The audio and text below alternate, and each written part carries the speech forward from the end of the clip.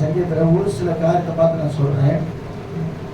முதல் வருஷம் சொல்லுது, துன்மார்க்கனுடைய துரோக பேச்சு உள்ளத்திற்கு தெரியும், அவன் கண்களுக்கு முன்பாக தெய்வ பயம் இல்லை.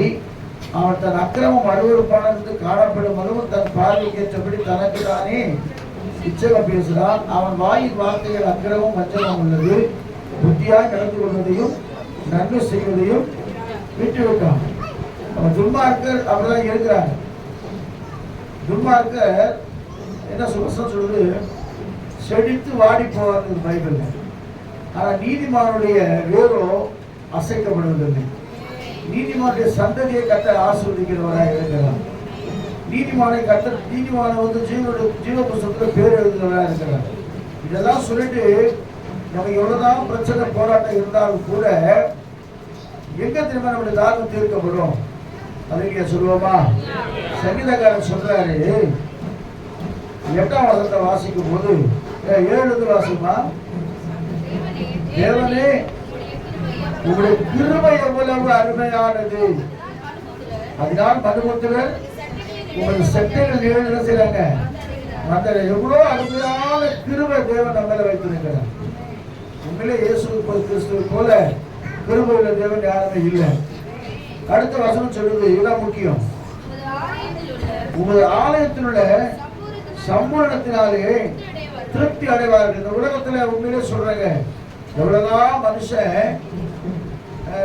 கொடுத்தாலும் திருப்தியே கிடையாது. இல்ல, ஒரு ரூபாய் ஒரு மனுஷனுக்கு நீங்க கூப்பிட்டு கொடுத்தா என்ன சொல்லுவாங்க, இன்னும் ஒரு ₹1 இருந்தா நல்லா இருக்கும். ஆனா சாப்பாடு கூட அந்த நேரத்துல மட்டும் போதும் சொல்லுவான். ஆனா மறுபடியும் பசி எடுக்கும். தாகமும் அப்படிதான். இயேசு கிறிஸ்து தாகத்தை குறித்து சொல்லும் போது யோவான்ல சொல்றாரு, நான் கொடுக்குற தண்ணீரை நீ குடிச்சதுன்னா சரி தாகமே வராது. ஏன்னா அவர் ஜீவ தண்ணீரை கொடுக்கிற தேவனாக இருக்கிறார். அல்லேலூயா சொல்லுவோமா? அதான் சங்கீதக்காரன் சொல்றார், உமது ஆலயத்துடைய சம்பூரணத்தினால் திருப்தி அடைவார்கள். 2:26 யோவேலில் நம்ம பார்த்தோம் இல்லையா? நீங்க சம்பூர்ணமாய் சாப்பிட்டு திருப்தி அடைந்து உங்களை அதிசயமாய் நடத்தி வந்து உங்கள் தேவனாகி கர்த்தருடைய நாமத்தை துதிப்பீர்கள் ஜனமோ. அப்ப இனி நீங்க என்ன செய்ய போறீங்க? 2026 வருஷத்துல திருப்தியாக்கி நடத்த போறாரு. தேவனை சந்திக்க போறாரு. மீதியே இல்லைன்னு சொல்ல போறது இல்லை, நிறைய இருக்கு சொல்ல போறீங்க. நிறைய தான் மற்றவங்க கொடுங்க. கர்த்தரோட ஆசீர்வதிக்கிறவரா இருக்குது. நிறைய சொல்லுவோமா? நிறைய இருக்குது. 4 பாஸ்புக் வாங்கி போட்டுருக்காங்க, போட்டுருக்காங்க. மற்றவங்களுக்கும் கொடுக்கும்படியா கர்த்தர் கிருபை செய்வாங்க. 2வது வசனம் இருக்குது, உமது பேரின்ப நதியினால் அவர்கள் தாகத்தை தீர்க்கிறீர்கள். அப்படி என்ன அர்த்தம் சொன்னா, தேவ சமூகத்துக்கு வரும்போதுதான் நம்முடைய திருப்தி இல்லாத ஒரு வாழ்க்கை திருப்தியுள்ள வாழ்க்கையா மாறுகிறது. அல்லேலூயா சொல்லுவோமா? புரிதா இல்லைன்னு தெரியல. கர்த்தருக்கு ஸ்தோத்திரம். ஆண்டவர் எவ்வளவு நம்ம கொடுத்தாலும் அதுல ஒரு திருப்தி உள்ள வாழ்க்கை நம்ம வாழும் பொழுது நம்ம உலகத்தை குறித்து கவலைப்பட வேண்டிய அவசியமே இல்லை. அல்லேலூயா சொல்லுவோமா? கவனிங்க, 5 லட்ச ரூபாய் சம்பளம் வாங்குறவங்க இருக்காங்க, 5 கோடி சம்பளம் வாங்குறவங்க இருக்காங்க.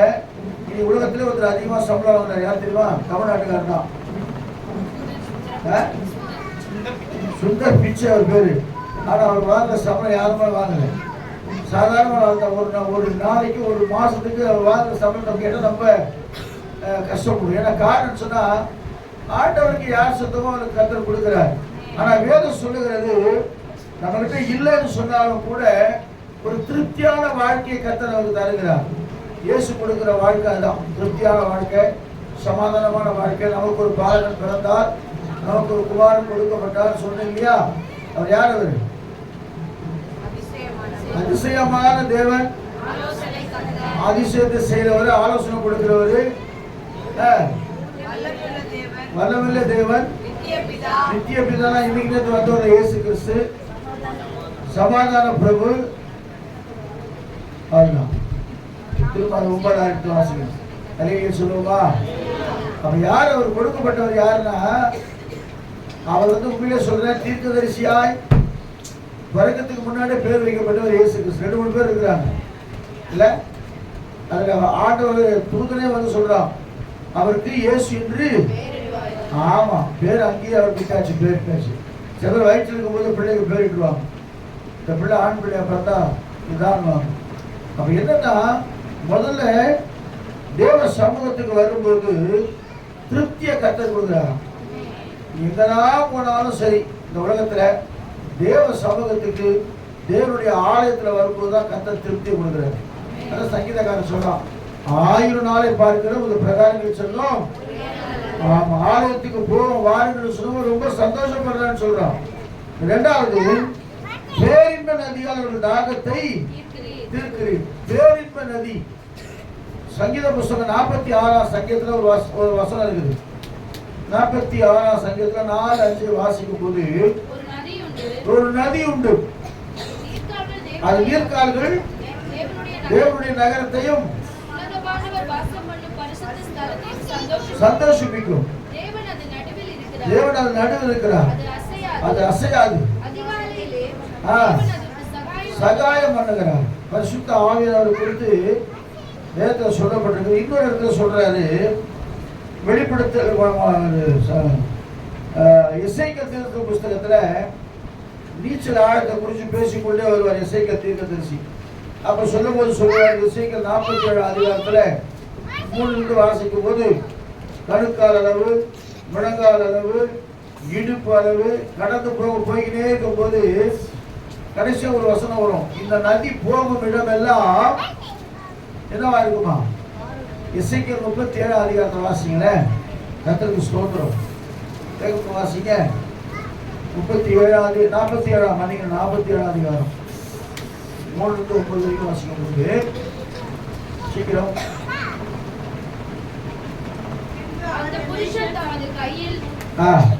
அதெல்லாம் வேணாம், கடைசி வருஷம் வாசிங்க. இந்த நதி அளந்து கடக்க பண்ணினார். அங்கே தண்ணீர் முழங்கால் அளவா இருந்தது. பின்னும் அவர் 1000 முழம் அளந்து இதை கடக்க அவர் என்னை நோக்கி, தண்ணீர் சம்பவிப்பது என்னவென்றால் கவனிக்க, பரிசுத்த ஆவியை பெற்று அருமையான தேவ பிள்ளைகள், சம்பவிப்பது என்னவென்றால் இந்த நதி போகும் இடமெல்லாம் யாவும் பிழைக்கும். இந்த தண்ணீர் அங்கே வந்தபடியால் வெகு ஏராளமான மச்சங்கள் உண்டாயிருக்கும். ஹல்லேலூயா. இந்த நதி போகும் இடமுள்ள யாவும் ஆரோக்கியப்பட்டு பிழைக்கும். எப்பொழுது போதும். பரிசுத்த ஆவியை குறித்து பேசப்பட்டது. தேவாலயத்துல வரும்போது முதல்ல திருப்தியான வாழ்க்கையை கொடுக்கிறாரு. இரண்டாவது பரிசுத்த ஆவிய அபிஷேகம் நம்ம கொடுக்கப்பட்டது. இது இங்க மட்டும் இல்ல, பரலோக ராஜ்யத்துக்கு நம்ம போனாலும் தொடர்ந்து வரும். வெளிப்படுத்தல் விசேஷம் 22 அதிகாரத்துல 1 வாசிக்கும் போது வேத இப்படியா சொல்லுது. கர்த்தருக்கு ஸ்தோத்திரம். 22 அதிகாரத்துல ஜீவ தண்ணீர் உள்ள சுத்தமான நதி அங்கிருந்து புறப்படுது. கர்த்தருக்கு புறப்படு கண்டேன். காண்பித்தார்.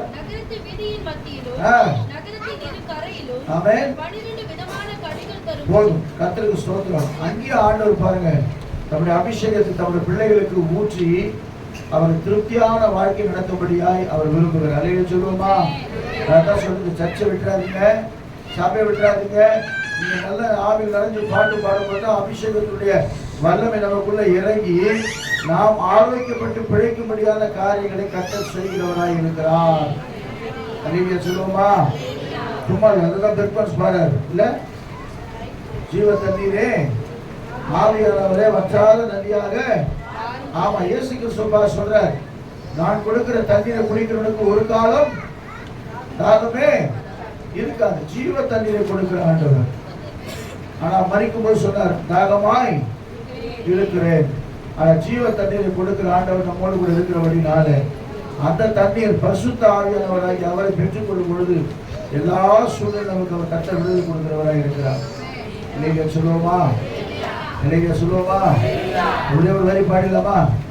போகும் இடமெல்லாம் ஆரோக்கியமே, பாயும் இடமெல்லாம் பரிசுத்தமே.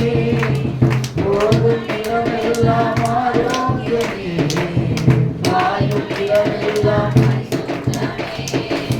சேரும் இடமெல்லாம் ஆறுதலே, சேரும் இடமெல்லாம் ஆறுதலே. செல்லும் இடமெல்லாம் செழிப்புதானே, செல்லும் இடமெல்லாம் செழிப்புதானே. மறுமையா போதகரே, மறுமையா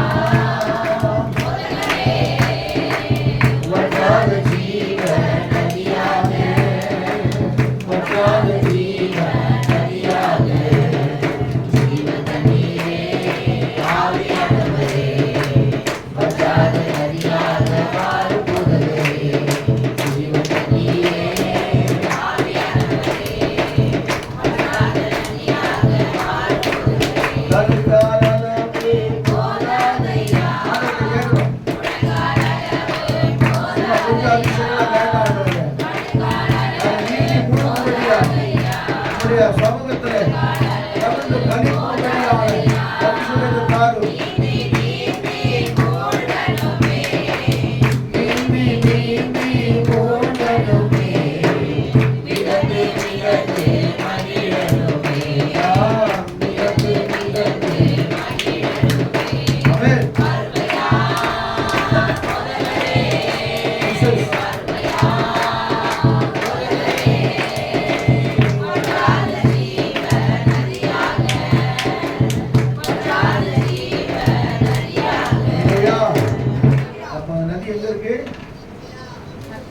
கர்த்தருடைய ஆலயத்துல தான் திருப்தி இங்கதான் இருக்குது, சமாதானம் இங்கதான் இருக்குது, சந்தோஷம் இங்கதான் இருக்குது. தேவ பிள்ளைகளோடு கூட வந்து நம்ம ஆராதிக்கும் போது கர்த்தர் எல்லாவற்றையும் கொடுத்து நம்ம ஆஸ்வதிக்கிறவராக இருக்கிறோம். அதுக்கு சொல்லுவோமா? ஐயா நம்ம பத்தி ஒரு செய்தி கொடுக்கும்படியா